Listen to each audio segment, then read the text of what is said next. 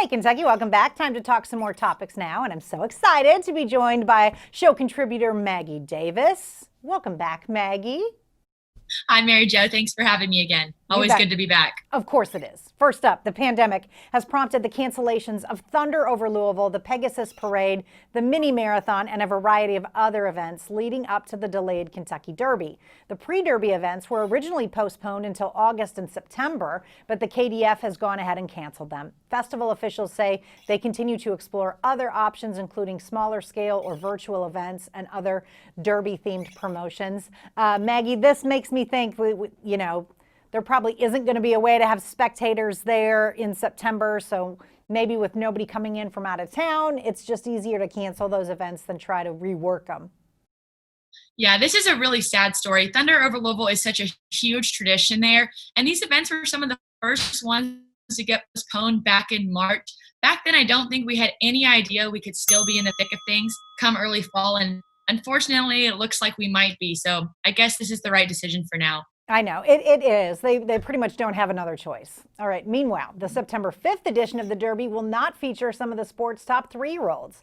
Many believed that the Labor Day race date would strengthen the field, giving horses more time to mature and train for the distance. Instead, injuries are eliminating the best of the best, including Arkansas Derby winner Nadal and the undefeated Maxfield. That makes Tiz the Law the new front runner. And Maggie, I too was thinking initially that this is going to make the field that much stronger, and it still could be, but we are going to be missing some big names.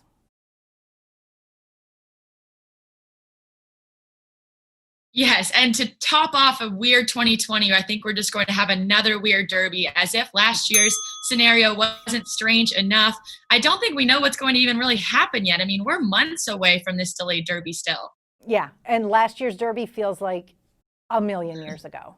A million years. Yes. All right, now let's talk Kentucky football. True Blue fans are having a chuckle at ESPN from an article from ESPN this week. In it, Adam Rittenberg makes the argument that it is better to coach at schools like Louisville than those like UK based on factors like location, solid facilities, and salary pool, among other perks. Meanwhile, the home of Mark Stoops falls into a Tier 4 category with resource restrictions, average infrastructure, and limitations with administrative and fan support. And Maggie, that's crazy because the fan and administrative support has quadrupled over the last 4 or 5 years here.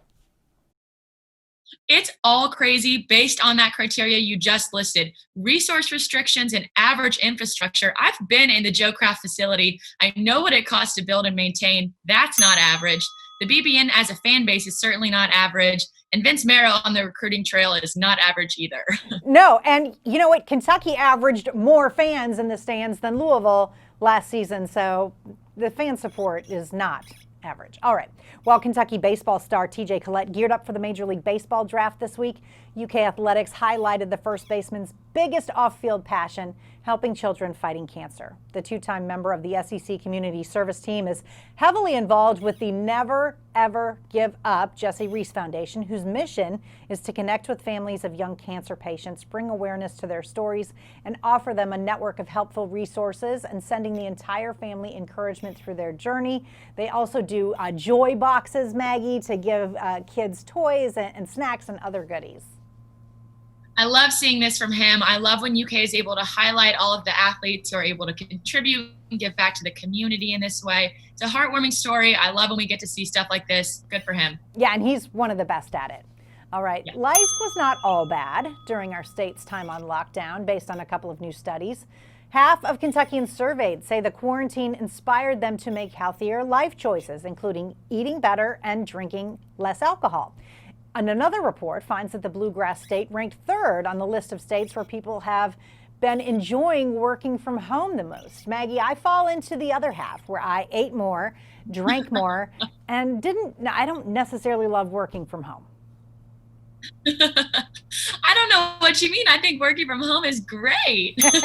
No, seriously, I love seeing Kentucky at the top, near the top of this list. The state doesn't always do well on lists like these. Sometimes we sort of see the state trending toward the bottom. So to see Kentucky doing well in terms of wanting to be healthy and make good life choices, I love seeing our state up there like that. Well, and listen, the working from home thing too, so many Kentuckians were without work that even if you had to work from home, I'm sure you were very grateful that you still had a job with the way the economy went in the state. Yes. Thank you, Maggie, for joining us. Tonight's wrap up is next as Hey Kentucky continues.